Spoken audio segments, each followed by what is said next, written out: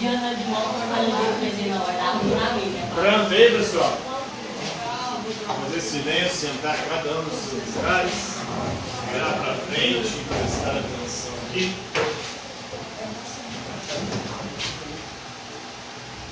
Então, a nossa primeira aula nós tivemos uma dinâmica de apresentação, de quebra-gelo, chamada de quanto tempo tem. Nossa segunda aula nós falamos de mitologia, mais especificamente de mitologia grega, os 12 principais deuses gregos, os deuses olímpicos que moram no Monte Olímpico. E hoje nós vamos falar da diversidade religiosa. Dentro da diversidade religiosa, vamos falar daquela que é a religião com o maior número de seguidores no planeta, com mais de 2 bilhões de fiéis, de seguidores. Que religião é essa? Cristã. Cristianismo. Cristianismo que é o livro sagrado. Qual é o livro sagrado do cristianismo? A Bíblia. A Bíblia é dividida como? Em partes, Bíblia vem do grego biblos, que significa conjunto de livros. E na Bíblia protestante evangélica há 66 livros. Né? Na Bíblia católica são 73 livros. Uma diferença. E a Igreja Católica é a mais livros.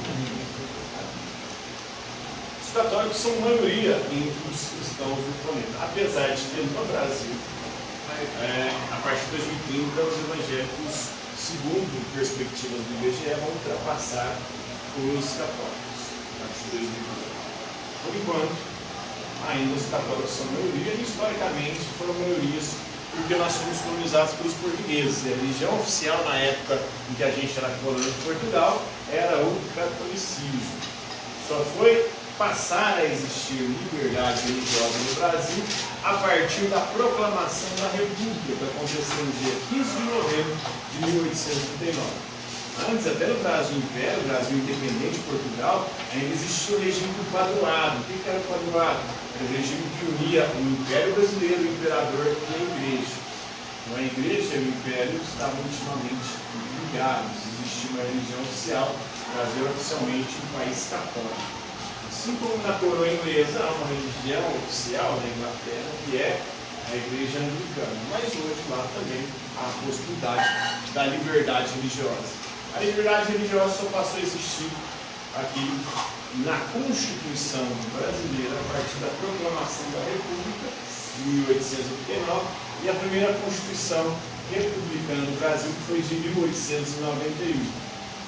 Ali na transição do governo de Deodoro da Fonseca para Floriano Peixoto, que foram os 2 primeiros presidentes do Brasil. Mas voltando à Bíblia, a Bíblia é dividida em 66 livros, ou 73, depende dos católicos e cristãos, é diferente. Os católicos admitem mais livros no Antigo Testamento. O Antigo Testamento dos evangélicos, os protestantes, tem 39 livros. Os católicos têm 46 livros. Então, são 7 livros a mais do Antigo Testamento. O Novo Testamento dos dois é igual. O Novo Testamento tem quantos livros? 27 livros. Né? São 4 evangelhos.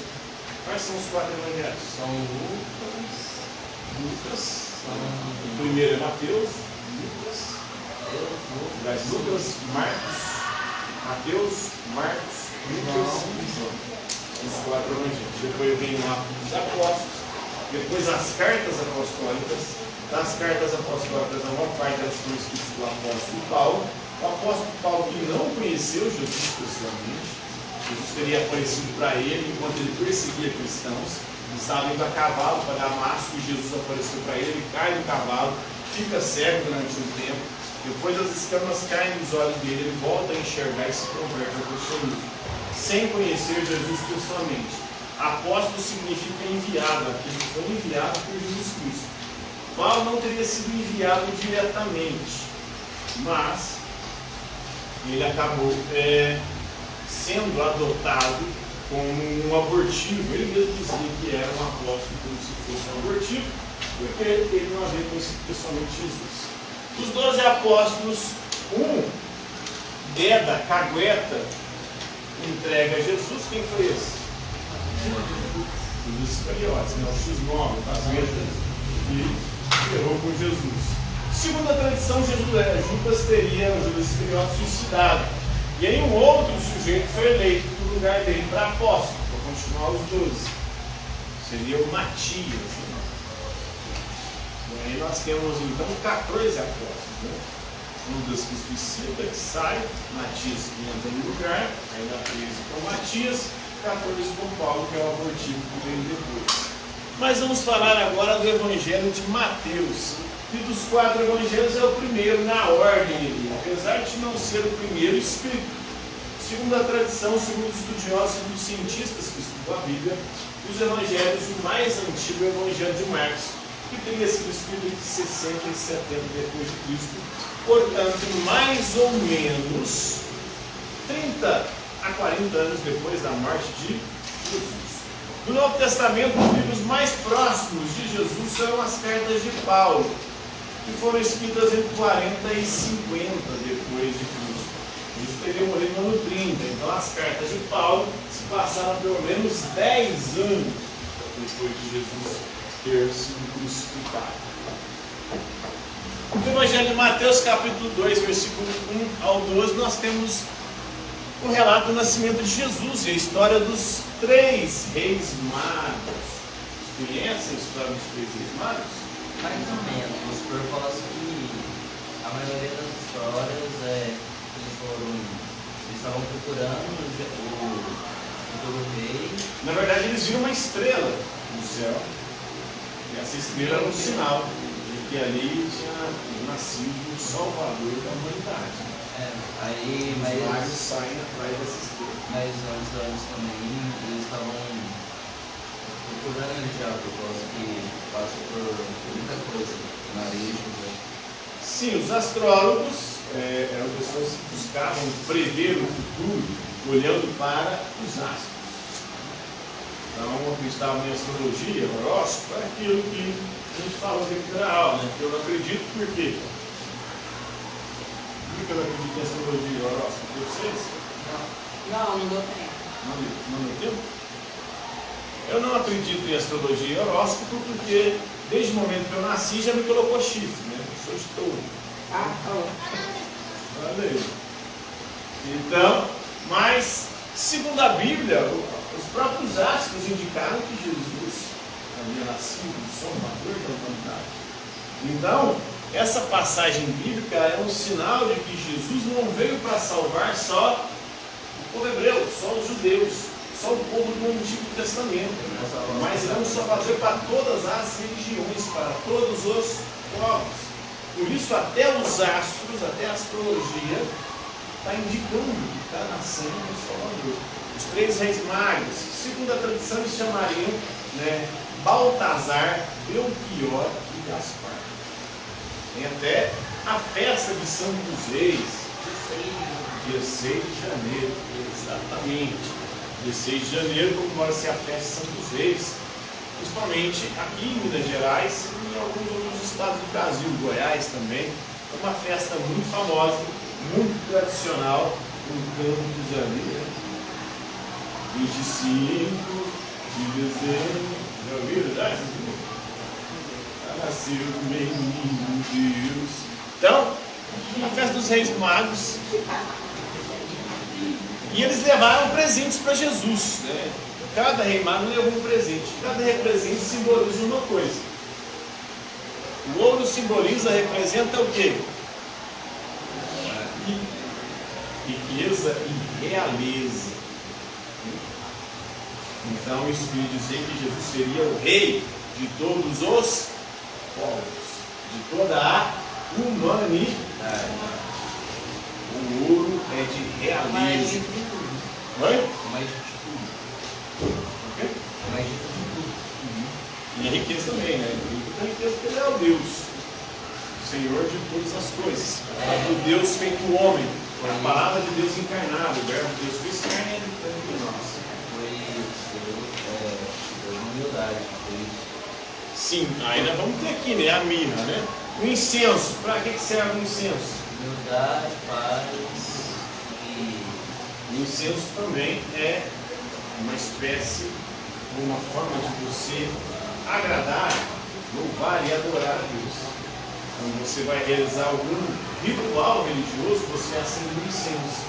Aquele incenso vai subir perfumado e vai agradar com o seu odor o próprio Deus. Então isso indica o incenso, a divindade de Cristo. Era rei, Deus e mirra. Sabe o que é a mirra?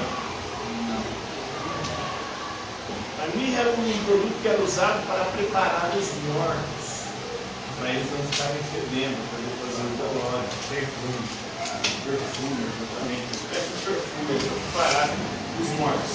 Então a mirra indica que Jesus, o Filho de Deus, o próprio Deus, o Rei da humanidade, viria para ser sacrificado. E o seu sacrifício seria responsável pela salvação da humanidade. O sacrifício de Cristo iria substituir todos os outros sacrifícios do Antigo Testamento. No Antigo Testamento você tinha que sacrificar animais para Deus.